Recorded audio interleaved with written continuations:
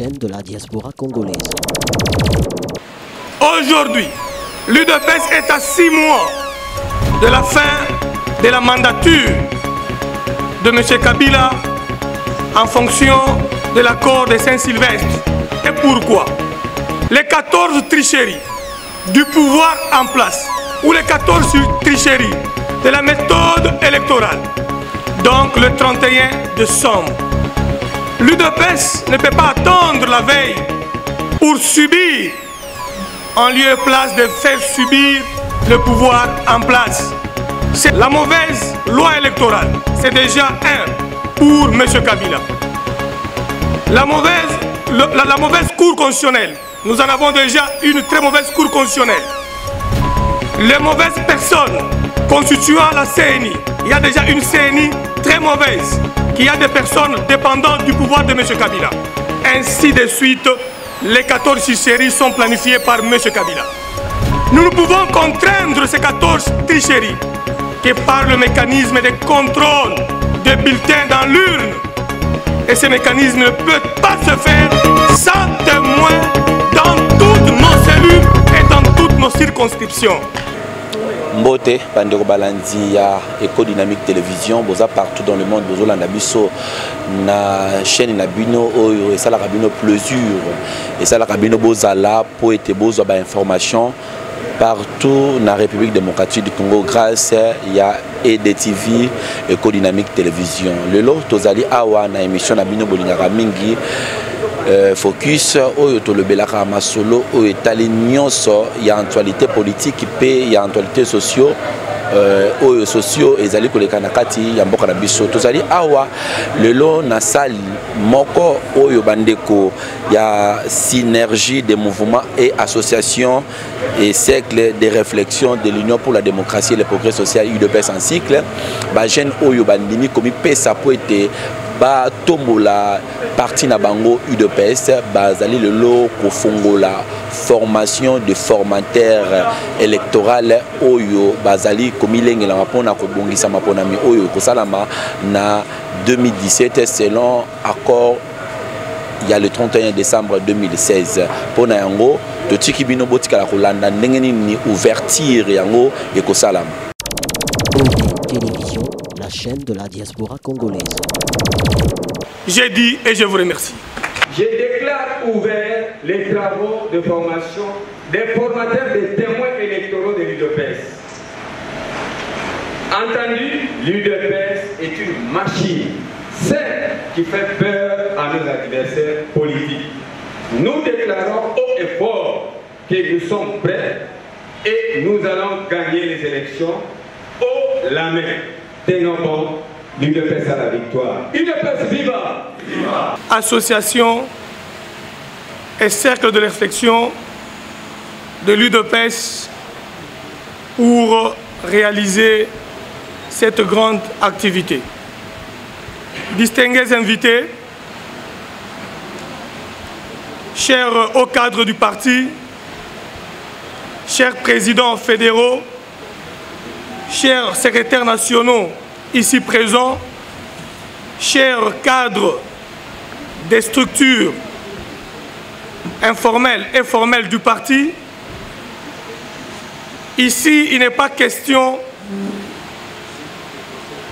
de négliger le dernier testament de notre père fondateur, le président Étienne Tshisekedi Wamulumba. Je me rappelle que le 27 juillet 2016, quand nous nous battions encore pour finir avec le pouvoir de M. Kabila, le président Étienne Tshisekedi avait fait un appel solennel à l'unité, au rassemblement et à la prise en charge, surtout à la jeunesse. De ce testament, nous avons tiré une grande leçon, que le maître n'étant plus, les jeunes, les vieux, les femmes doivent se mettre ensemble pour amener ou alors parachever son combat de l'instauration d'un état de droit, de la prise effective du pouvoir par l'UDPS. l'UDPS ne peut pas prendre le pouvoir sans avoir aménagé sa machine de répression, sa machine tortionnaire, sa machine de contrôle électoral. Et cette machine de contrôle électoral ne peut se réaliser que par la quatrième possibilité de contrôle électoral qui est la formation de témoins. Pour votre rappel, nous avions été aux élections de 2011 et notre structure, la brigade spéciale, sous l'ordre du président Etienne Tshisekedi, nous avait confié la formation de témoins à travers la République.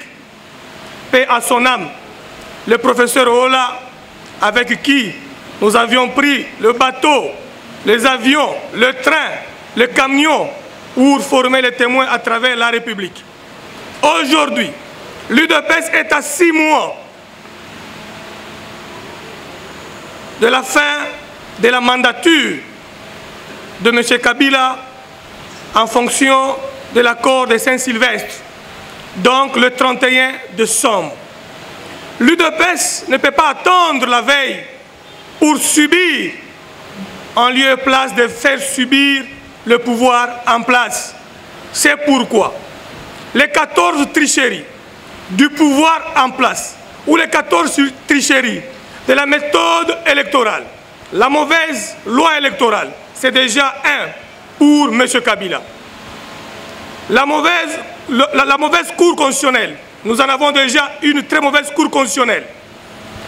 Les mauvaises personnes constituant la CNI, il y a déjà une CNI très mauvaise, qui a des personnes dépendantes du pouvoir de M. Kabila. Ainsi de suite, les 14 tricheries sont planifiées par M. Kabila. Nous ne pouvons contraindre ces 14 tricheries que par le mécanisme de contrôle des bulletins dans l'urne. Et ce mécanisme ne peut pas se faire sans témoins dans toutes nos cellules et dans toutes nos circonscriptions.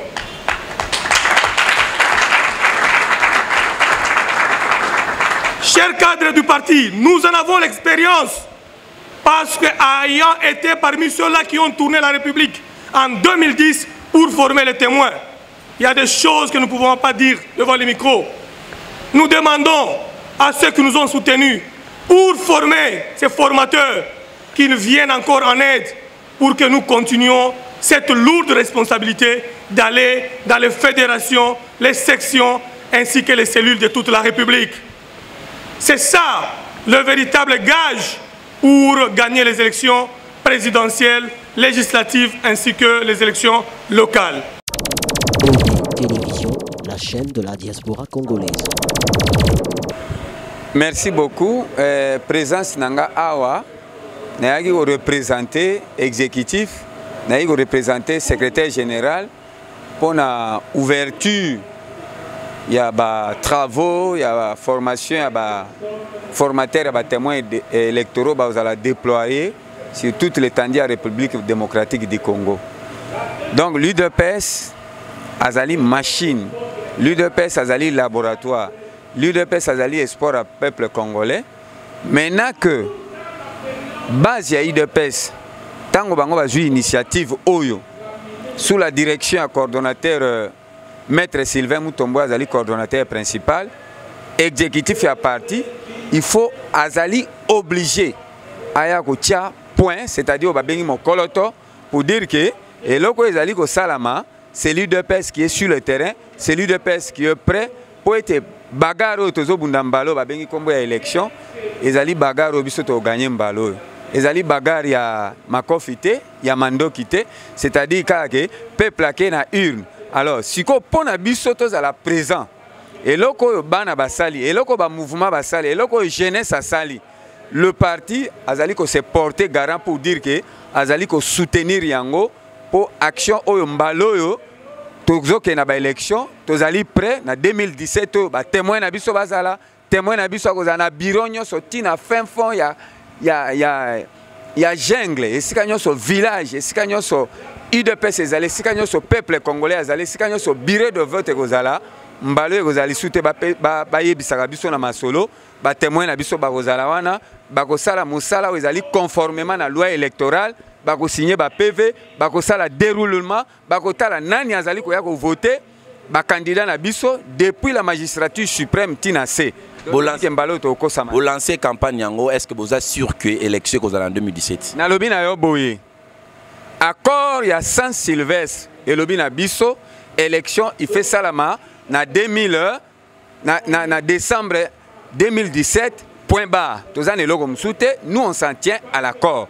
Alors le col accord est le baki bongo. Biso to ko violer angote. On s'en tient toujours na ba prescrit accord. Nous sommes là, biso to ebi que élection, il fait salama paix et ko salama. Matondo. Merci beaucoup. Ndenge to ebisa ki bino lancement officiel, il y a préparation, il y a machine électorale, il y a Union pour la démocratie et le progrès social, il y a association et mouvement, il y a structure de base, il y a UDPS, il y a qui lancé. Bon mon ndenge ni coordonnateur, il y a mouvement on a assidiko pesa mbela na ye ko benga batu nyonso baya po ete ba former bango pour la machine électorale. Il y a Union pour la démocratie et le progrès social. Na loboko ya mwasi nazali na coordonnateur akoyebisa biso tina nini ba na moment oyo basili ko lancer machine wana, pourquoi pas bazela ki ba zwa mot d'ordre ou bien ba yoka ndenge nini nanga akoloba est-ce que élection ko pesa na 2017 ou bien kozala te to yebite yango ba quelques questions autour na mwana mboka mbote. Mbote ndeko nanga François. Tozio awa bandeko ebele bazolanda mingi na Brésil pe na Cameroun. Banitoni toyeba pourquoi objectif nini bo lancer campagne oyo ya machine électorale ya Union pour la démocratie et le progrès social. Gage ya ko gagner ba élection, eza contrôle ya ba élection na urne.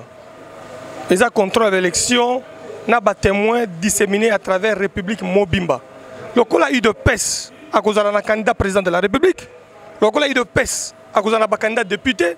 Lokola UDPS a co-aligné ba candidat na ye na niveau nyonso.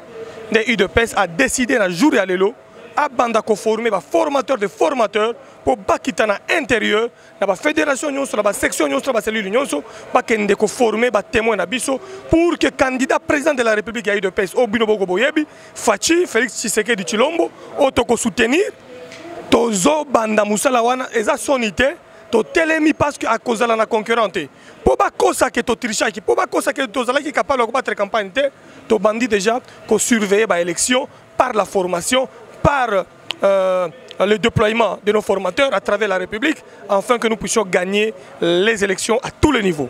Maître, est-ce que ils ont d'autres baba ou bien nazo comprendre jusqu'à présent c'est ni non assuré bisoté que l'élection qu'on a en 2017 bino bani on monite que vous êtes déjà na impact déjà toza na ba plan nyonso to boy ba surprendre biso poto lo ba ke tozala ki prêter élection so que zalité to ko constater ango le 31 décembre puis to ko décider poto benga na bango na ndenga voie pacifique na ndenga non violence na ndenge mibeko na biso ya Saint Sylvestre et lobby mais so que élection ezali biso UDPS il faut tozala déjà ya komilengela to boy va surprendre na biso to lingi tozala na témoin na Kanyabayonga to lingi tozala na témoin na Kipushi tozala na témoin na Kamina tozala ba témoin na Ngandanjika tozala ba témoin na Bongandanga tozala ba témoin na Kinshasa nde musala auto bandi a ko former 300 formateurs de formateurs afin que to koba na candidat na biso auto ko investir na congrès UDPS oyo na yebi aka kozala Félix Tshisekedi wa Mulumba Félix Tshilombo auto ko appuyer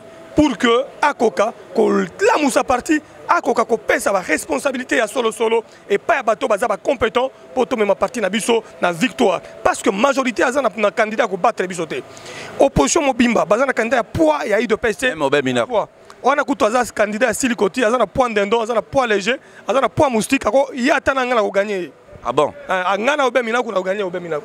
Parce que le que l'élection est bino synergie avec mouvement et association, il y a Union pour la démocratie et le progrès social. Élection ce que zate, élection ce que zali, toko battre Kabila na batuna union sur la élection ana.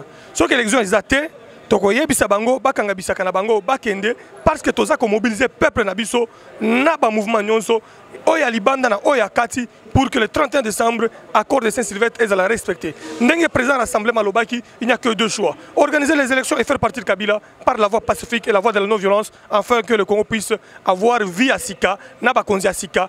Biso oyo IDPS to kambamboka na respect nyonso. Maître, question à Souka, le lot enrôlement au Salama déjà vous en avez témoin te bino koto bozo lancer formation ba formateur koto kuna enrôlement zo sala ba témoin bazate bazo mona ndenge ba kamongezo dérouler te ba machine ezaka moko na ba centre pour na yango en tant que muto azo former ba formateur bozo lobani wana eza aventure ya monsieur Kabila na CENI eza ba jeune bango to yebi ndenge zoleka to yebi ndenge zoleka mais biso to lobi nini ba enrôler mutu moko te ba kosil sango cela veut dire quoi ba ko enrôler batu nyonso na Kinshasa biso ide peto bandina no ko bisa bato bakende komi enrôler te tozo tala nano anguma ya ba machine na ya ba centre ango bato ba ko telema ebele biso ba candidat ya UDPS na ba niveau nyonso na Kinshasa awa to ko kende komi enrôler tamburu badan na ba bar na ba base na biso na ba directeur de campagne na biso na ba comité ba campagne na biso ndebo to ko kende komi enrôler. En 2011 Bozaki incapable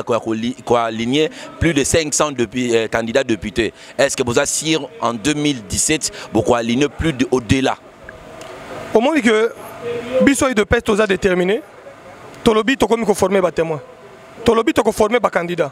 Na ko former ba candidat nde to ko zo choix ya kotina ba candidat bisika nyonso po tozala avant na centrale électorale oyo après congrès ba ko installer mbangu po to ya ko silisa musala ba candidat na biso. To ko sala erreur ya kala wana te turo to ko senga na président na biso ya koya surtout o to yebi ki aza fachi era koya to ko proposer ye mutu moko malonga o ya kozala la capacité ya kotia batu nyonso ensemble pour que sep na biso esala musala ya malonga ekende liboso tozala na vrai candidat oyo akozala capable ya ko gagner partout na ba candidat député o ba kozala capable être aligné partout na ba fédération nyonso ya Kinshasa na préfecture nyonso ya intérieur parce que UDPS est parti le mieux implanté au Congo.